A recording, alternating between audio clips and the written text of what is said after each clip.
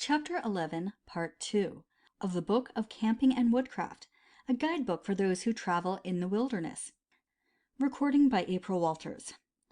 The Book of Camping and Woodcraft, a guidebook for those who travel in the wilderness by Horace Kephart. Chapter 11, Camp Cookery, Part 2. Mush, porridge. Cornmeal mush. Mix 2 level tablespoonfuls salt with 1 quart meal. Bring 4 quarts of water for yellow meal, or half as much for fresh white meal, to a hard boil in a 2-gallon kettle. Mix the salted meal with enough cold water to make a batter that will run from the spoon. This is to prevent it from getting lumpy. With a large spoon, drop the batter into the boiling water, adding gradually so that water will not fall below boiling point. Stir constantly for 10 minutes. Then cover pot and hang it high enough above fire to ensure against scorching. Cook thus for 1 hour, stirring occasionally and thinning with boiling water if it gets too thick. Fried mush. This, as Father Isaac said of another dish, is too good for any but very honest men. The only drawback to this gastronomic joy is that it takes a whole panful for 1 man. As it is rather slow to fry, let each man perform over the fire for himself. The mush should have been poured into a greased pan the previous evening and set into a cool place overnight to harden. Cut into slices 1/3 inch thick and fry in very hot grease until nicely browned. Eat with syrup or au naturel. Oatmeal porridge. Rolled oats may be cooked much more quickly than the old-fashioned oatmeal. The latter is not fit for the human stomach until it has been boiled as long as corn mush. To 2 quarts boiling water, add 1 teaspoonful of salt, stir in gradually a pint of rolled oats, and boil 10 minutes. Stirring constantly unless you have a double boiler. The latter may be extemporized by setting a small kettle inside a larger one that contains some water. Our porridge may not be so good as the Lord's, but it's as hot. Boiled rice. Good precedent to the contrary notwithstanding, I contend that there is but one way to boil rice, and that is this, which I first learned from a Chinaman, but is described in the words of Captain Keneally, whose Yachting Wrinkles is a book worth owning. To cook rice so that each grain will be plump, dry, and separate, first wash the measure of rice thoroughly in cold salted water. Then put it in a pot of furiously boiling fresh water, no salt being added. Keep the pot boiling hard for 20 minutes, but do not stir. Then strain off the water, place the rice over a very moderate fire, hang high over campfire, and let it swell and dry for half an hour. Remember that rice swells enormously in cooking. Once, when we camped way down in Arkansas, it came Bob Stanley's turn to cook. Our commissariat was low, and Bob wanted a new dish. We had rice, and a Dutchwoman had given us some snits, dried apples. Bob put dry rice and unsoaked snits into a pot till the vessel was almost full, poured cold water over them, and set the pot on the fire. Then he went fishing. Rice and snits overflowed into White River, and White River went out of its banks that very night. Fact, I assure you. Beverages. Coffee. There are 2 ways of making good coffee in an ordinary pot. 1. Put coffee in pot with cold water, 1 tablespoonful freshly ground to 1 pint, or more if canned ground, and hung over fire. Watch it, and when water first begins to bubble, remove pot from fire and let it stand 5 minutes. Settle grounds with a tablespoonful of cold water poured down spout. Do not let the coffee boil. Boiling extracts the tannin and drives off the volatile aroma which is the most precious gift of superior berries. 2. Safer. Bring water to hard boil, remove from fire and quickly put coffee in. Cover tightly and let steep 10 minutes. A better way, when you have a seamless vessel that will stand dry heat, is to put coffee in, place over gentle fire to roast until aroma begins to rise, pour boiling water over the coffee, cover tightly, and set aside.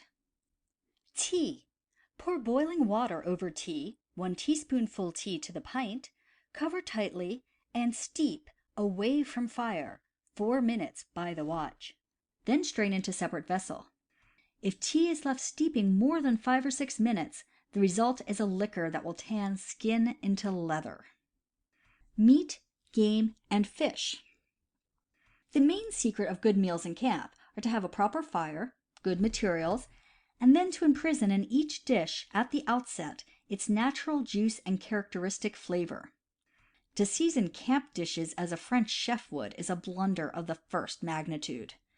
His art is the outcome of siege and famine, when repulsive food had to be so disguised as to cheat the palate. The raw materials used in city cuisine are often of inferior quality, from keeping in cold storage or with chemical preservatives, and so their insipidity must be corrected by spices, herbs, and sauces to make them eatable. In cheap restaurants and boarding houses, where the chef's skill is lacking, all things taste alike, from having been penned up together in a refrigerator and cooked in a fetid atmosphere. But in the woods, our fish is freshly caught, our game has hung out of doors, and the water and air used in cooking, most important factors, are sweet and pure. Such viands need no masking. The only seasoning required is with pepper and salt, to be used sparingly, and not added, except in soups and stews, until the dish is nearly or quite done. Remember this: salt draws the juices, no matter what may be the process of cooking. The juices of meat and fish are their most palatable and nutritious ingredients. We extract them purposely when making soups, stews, and gravies, but in so doing we ruin the meat. Any fish, flesh, or fowl that is fit to be eaten for good meat's sake should be cooked succulent. First, by coagulating the outside, searing in a bright flame or very hot pan, or plunging into smoking hot grease or furiously boiling water, and then removing farther from the fire to cook gradually till done. The first process, which is quickly performed, is the surprise. It sets the juices, and in the case of frying, seals the fish or meat in a grease-proof envelope so it will not become sodden, but will dry crisp when drained. The horrors of the frying pan that has been unskillfully wielded are too well known. Let us campers, to whom the frying pan is an almost indispensable utensil, set a good example to our grease-afflicted country by using it according to the code of health and Epicurean taste. Game and all other kinds of fresh meat should be hung up till they have bled thoroughly and have cooled through and through. They are tenderer and better after they have hung several days. All mammals, from the coon size down, as well as duck and grouse, unless young and tender, should be parboiled from 10 to 30 minutes, according to size, before frying, broiling, or roasting. Salt meats of all kinds should be either soaked overnight in cold water or parboiled in 2 or 3 waters before cooking. Frozen meat or fish should be thawed in ice-cold water and then cooked immediately. Warm water would steal their flavor. Canned meats are unwholesome at best. They should at least be heated through and are preferably served in hash or stews. Never eat canned stuff of any kind that has been standing open in the can. It is likely to sicken you. If any is left over, remove it to a clean vessel. The liquor of canned peas, string beans, etc., is unfit for use and should be thrown away. This does not apply to tomatoes. There is no excuse for serving hot food on cold plates. Put the plates in a pan of hot water or fill them with boiling water. They will quickly dry themselves when emptied. Meat, game, and fish may be fried, broiled, roasted, baked, boiled, or stewed. Frying and broiling are the quickest processes. Roasting, baking, and boiling take an hour or 2. A stew of meat and vegetables, to be good, takes half a day, and so does soup prepared from the raw materials. Tough meat should be boiled or braised in a pot. Frying. Do not try to fry over a flaming fire or a deep bed of coals. The grease would likely burn and catch a flame. Rake a thin layer of coals out in front of the fire, or for a quick meal, make your fire of small dry sticks, no thicker than your finger. Boil water over the flame and then fry over the quickly formed coals. If you have a deep pan and plenty of frying fat, it is much the best to completely immerse the material in boiling grease, as donuts are fried. Let the fat boil until little jets of smoke arise, being careful not to burn the grease, and until the violently first boil subsides. When fat begins to smoke continuously, it is decomposing and will impart an acrid taste. When a breadcrumb dropped in will be crisp when taken out, the fat is of the right temperature. Then quickly drop in small pieces of the material, one at a time, so as to not check the heat. Turn them once while cooking. Remove when done, and drop them a moment on coarse paper to absorb surplus grease, or hang them over a row of small sticks so they can drain. Then season. The fry will be crisp and dry enough to handle without soiling the fingers. This is the way for small fish. Travelers must generally get along with shallow pans and little grease. To fry, or properly to sauté in this manner, without getting the article sodden and unfit for the stomach, heat the pan very hot, and then grease it only enough to keep the meat from sticking. Fat meat needs none. The material must be dry when put in the pan. Wipe fish with a towel, or it will absorb grease. Cook quickly and turn frequently, not jabbing with a fork, for that would let juice escape. Season when done, and serve piping hot. Chops, fat meat, squirrels, rabbits, and the smaller birds are best sautéed or fricasseed and served with gravy. Bacon or salt pork should be sliced thin. Put pan half full of water on fire. When water is warm, drop the bacon in and stir around until water begins to simmer. Then remove bacon, throw out water, heat pan thoroughly, fry, and turn often. Remove slices while still translucent and season with pepper. They will turn crisp on cooling. To make gravy that is a good substitute for butter, rub into the hot grease that is left in the pan a tablespoonful of flour. Keep on rubbing until smooth and brown. Then add 2 cups boiling water and a dash of pepper. If you have milk, use it instead of water. A pint to the heaping tablespoonful of flour, and do not let the flour brown. This makes a delicious white gravy.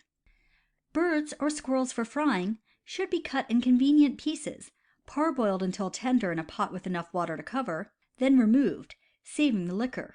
Sprinkle with salt, pepper, and flour, this for the sake of the gravy, fry in melted pork fat, take out when done, then stir into the frying fat 1/2 cupful dry flour till a dark brown. Add parboiling liquor, bring to a boil, put game in dish, and pour gravy over it. Small fish should be fried whole, with the backbone severed to prevent curling up. Large fish should be cut into pieces, and ribs cut loose from backbone so as to lie flat in pan. Rub the pieces in cornmeal, thinly and evenly. That browns them. Fry in plenty of very hot grease to a golden brown, sprinkling lightly with pepper and salt just as the color turns. What our average camper calls frying is to drop any old kind of grease into a shallow pan, perhaps even into a cold pan, slap in a thin slice of meat or small pieces of fish or fowl, and then torture both the fry and the fryer over a blazing, smoking fire. Thus, the juices are all fried out of the meat, its natural flavor is lost, and the result is an indigestible mass, tasteless as a burnt chip or sodden with pork grease. This time-honored and strictly American way of frying has produced myriads of dyspeptics, even among men living otherwise wholesome lives in the open air. Fresh meat that is tender enough to escape the boiling pot or braising oven should either be broiled or roasted before a bed of clear, hard coals. Both of these processes preserve the characteristic flavor of the meat and add that piquant, aromatic, bitter taste of the fire, which no pan nor oven can impart. Broil when you are in a hurry, but when you have leisure for a good job, roast your meat, basting it frequently with drippings from the pan below so as to keep the surface moist and flexible, and to ensure that precise degree of browning which delights a gourmet. Broiling. Cut the meat at least an inch thick. Only tender pieces are fit for broiling. Venison usually requires some pounding, but don't gash it in doing so. Have a bed of bright coals free from smoke, with clear flaming fire to one side. Sear outside of the meat by thrusting for a moment in the flame, then turning. Then broil before the fire, rather than over it, so as to catch drippings on a pan underneath. Do not season until done. A steak 1 inch thick should be broiled at 5 minutes, 1½ inches 10 minutes, 2 inches 20 minutes. Serve on a hot dish, with drippings poured over. To broil enough for a party, when you have no broiler, clean the frying pan thoroughly and get it almost red hot, so as to seal pores of meat instantly. Cover pan. Turn meat often, without stabbing. A large venison steak will be done in 10 minutes. Put on a hot dish, season with pepper and salt, and pour juices over it, equal to meat broiled on a gridiron, and saves the juices. To broil by completely covering the slice of meat with hot ashes and embers is really the best way of all. Bacon or pork, before broiling, should be soaked in cold water an hour or longer. Birds should be split up the back, broiled over the coals, and basted with a piece of pork on a tined stick held over them. Fillets of ducks or other large birds might be sliced off and impaled on sticks with thin slices of pork. Small fish may be skewered on a thin, straight greenwood stick sharpened at the end with a thin slice of bacon or pork between every 2 fish, the stick being constantly turned over coals like a spit so that juices may not be lost. Another way is to cut some green hardwood sticks, about 3 feet long, forked at one end, and sharpen the tines. Lay a thin slice of pork inside each fish lengthwise. Drive tines through fish and pork, letting them through between ribs near the backbone and on opposite sides of the latter. Then the fish won't drop off as soon as it begins to soften and curl from the heat. Place a log lengthwise of the edge of coals, lay broiling sticks on this support, slanting upward over the fire, and lay a small log over their butts. Large fish should be planked as described under roasting. To grill on a rock, take 2 large flat stones of a kind that do not burst from heat, not moist ones, wipe them clean of grit, place them one above the other, with a few pebbles between to keep them apart, and build a fire around them. When they are well heated, sweep away the ashes and place your slices of meat between the stones. Roasting. To roast is to cook by the direct heat of the fire, as on a spit or before a high bed of coals. Baking is performed in an oven, pit, or closed vessel. No kitchen range can compete with an open fire for roasting. Build a rather large fire of split hardwood (softwoods are useless) against a high backlog or wall of rocks which will reflect the heat forward. Sear the outside of the roast, not a bird or fish, in clear flames until outer layer of albumen is coagulated. Then skewer thin slices of pork to upper end. Hang roast before fire and close to it by a stout wet cord. Turn frequently, catch drippings in pan or green bark trough, and baste with them. This is better than roasting on a spit over the fire, because the heat can be better regulated, the meat turned and held in position more easily, the roast is not smoked, and the drippings are utilized. A whole side of venison can be roasted by planting 2 stout forked stakes before the fire, a stub of each stake being thrust through a slit cut between the ribs and under the backbone. The forward part of the saddle is the best roasting piece. Trim off flanky parts and ends of ribs, and split backbone lengthwise so the whole will hang flat. To roast a shoulder, peel it from side, cut off leg at knee, gash thickest part of flesh, press bits of pork into them, and skewer some slices to upper part. When roasting a large joint, a turkey, or anything else that will depend on more than an hour of steady heat, do not depend upon replenishing your roasting fire from time to time, unless you have a good supply of sound, dry hardwood sticks of stove wood size. If green wood or large sticks must be used, build a bonfire of them to one side of your cooking fire and shovel coals from it as required. It will not do to check the cooking fire. A good way to suspend a large bird before the fire is described by Dylan Wallace in his Lure of the Labrador Wild. George built a big fire, much bigger than usual. At the back, he placed the largest green log he could find. Just in front of the fire, and at each side, he fixed a forked stake, and on these rested a cross pole. From the center of the pole, he suspended a piece of stout twine, which reached nearly to the ground, and tied the lower end into a noose. Then it was that the goose, nicely prepared for the cooking, was brought forth. Through it at the wings George stuck a sharp wooden pin, leaving the ends to protrude on each side. Through the legs he stuck a similar pin in a similar fashion. This being done, he slipped the noose at the end of the twine over the ends of one of the pins, and lo and behold, the goose was suspended before the fire. It hung low, just high enough to permit the placing of a dish under it to catch the gravy. Now and then George gave it a twirl, so that none of its sides might have reason to complain at not receiving its share of the heat. the lower end roasted first, seeing which George took the goose off, reversed it, and set it twirling again. A goose or middling-sized turkey takes about 2 hours to roast, a large turkey 3 hours, a duck about 45 minutes, a pheasant 20 to 30 minutes, a woodcock or snipe 15 to 20 minutes. Fish roasted in a reflector. This process is simpler than baking and superior in resulting flavor, since the fish is basted in its own juices and is delicately browned by direct action of the fire. The surface of the fish is lightly moistened with lard.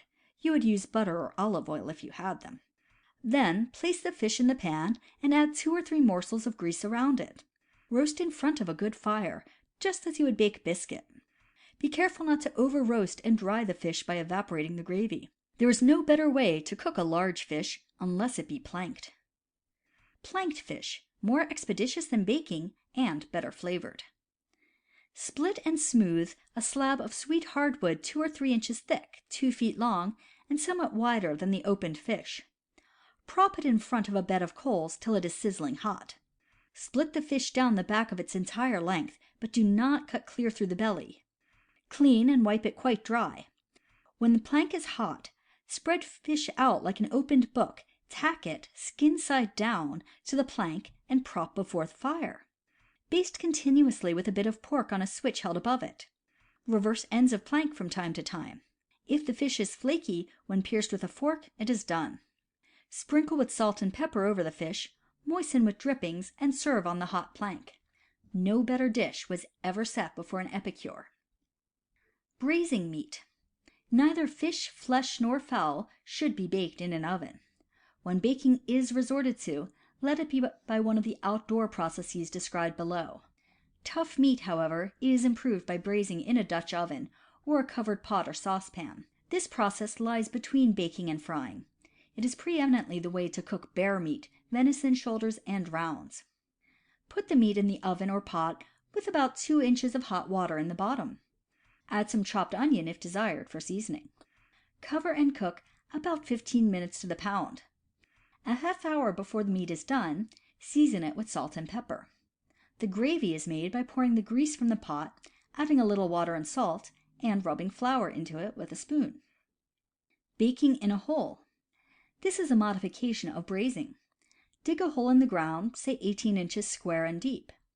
Place kindling in it, and over the hole build a cob house by laying split hardwood sticks across, not touching each other, then another quartz over these and at right angles to them, and so on till you have a stack 2 feet high. Set fire to it. The air will circulate freely, and the sticks, if of uniform size, will all burn down to coals together. Cut the fowl, or whatever it is, into pieces. Season, add a chunk of fat pork the size of your fist, put in the kettle, pour in enough water to cover, put lid on kettle, rake coals out of hole, put kettle in, shovel coals around and over it, cover all with a few inches of earth, and let it alone overnight. It beats a bake oven. In case of rain, cover with bark. Baking an animal in its hide. If the beast is too large to bake entire, cut off what you want and sew it up in a piece of the hide. Have your hole in the ground glowing hot. In this case, it is best to have the hole lined with flat stones. Rake out embers, put meat in, cover first with green grass or leaves, then with hot coals and ashes, and build a fire on top. When done, remove the skin. A deer's head is placed in the pit, neck down, and baked in the same way. Time about 6 hours. Baking in clay. This hermetically seals the meat while cooking and is better than baking in a kettle. Draw the animal, but leave the skin and hair on. If it be a large bird, as a duck or goose, cut off head and most of neck, also feet and pinions, pull out tail feathers and cut tail off to get rid of oil sac, but leave smaller feathers on. If a fish, do not scale. Moisten and work some clay till it is like softened putty. Roll it out in a sheet about 1 inch or 2 thick and large enough to completely encase the animal. Cover the latter so that no feather or hair projects. Place in fire and cover with good bed of coals, and let it remain with fire burning on top for about an hour, if fish or small bird. Larger animals require more time and had best be placed in bake hole overnight. When done, break open the hard casing of baked clay. The skin peels off with it, leaving the meat perfectly clean and baked to perfection in its own juices. This method has been practiced for ages by the gypsies and other primitive peoples. Baking in the embers. To bake a fish, clean it, if it is large enough to be emptied through a hole in the neck, do not slit the belly. Season with salt and pepper, and if liked, stuff with Indian meal. Have ready a good bed of glowing hardwood coals. Cover it with a thin layer of ashes that the fish may not be burnt. Lay the fish on this and cover it with more ashes and coals. Half an hour, more or less, is required, according to size. On removing the fish, pull off the skin and the flesh will be found clean and palatable. A bird, for example a duck, is baked in much the same way. Draw it, but do not remove the feathers. If you like stuffed duck, stuff with breadcrumbs or broken biscuit, well seasoned with salt and pepper. Wet the feathers by dipping the bird in water, then bury it in the ashes and coals. A teal will require about half an hour, other birds in proportion. Boiling. The broader the pot and the blacker it is, the quicker it boils. Fresh meats should be started in boiling water. Salt or corned meats and those intended for stews or soups in cold water. The meat, except hams, should be cut into chunks of not over 5 pounds each, and soup bones well cracked. Watch during first half hour and skim off all scum as fast as it rises, or it will settle and adhere to meat. Fresh meat should be boiled until bones are free, or until a fork will pierce easily. 10 pounds take about 2½ hours. Ham, bacon, and salt pork require 15 to 20 minutes per pound. Save the broth for soup stock. Meat that is to be eaten cold should be allowed to cool in the liquor in which it was boiled. A tablespoonful or two of vinegar added to the boiling water makes meat more tender and fish firmer. Turn the meat several times while boiling. If the water needs replenishing, do it with boiling, not cold, water. Season a short time before meat is done. If vegetables are to be cooked with the meat, add them at such time that they will finish cooking just when the meat is done. Potatoes 20 to 30 minutes before the end. Carrots and turnips, sliced, 1 to 1½ hours. Remember this: put fresh meat in hard boiling water for only 5 minutes to set the juices. Then remove to greater height over the fire and boil very slowly. To let it boil hard all the time would make it tough and indigestible. Salt meats go in cold water at the start and are gradually brought to a boil. Thereafter, they should be allowed to barely simmer. Fish, however, should be placed in boiling salted water. This makes their flesh firmer and better flavored. They cook quickly this way, especially if vinegar is added. 6 to 7 minutes to the pound is generally time enough. At high altitudes, it is impossible to cook satisfactorily by boiling, because water boils at a lower and lower temperature the higher we climb. The decrease is at the rate of 1 degree for every 550 feet up to 1 mile, and 1 degree for every 560 feet above that, when the temperature is 70 degrees. With the air at 32 degrees Fahrenheit, water boils at 202.5 degrees at 5,000 feet, 193.3 degrees at 10,000 feet, and 184.5 degrees at 15,000 feet. Stewing. This process is slow and should be reserved for tough meats. Use lean meat only. First, brown it with some hot fat in a frying pan, or put a couple ounces of chopped pork in a kettle and get thoroughly hot.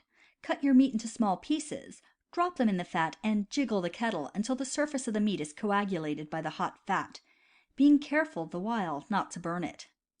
Add a thickening of a couple ounces of flour, and mix it thoroughly with the fat, then a pint of water or soup stock. Heat the contents of the kettle to boiling and season with salt, pepper, and chopped onion.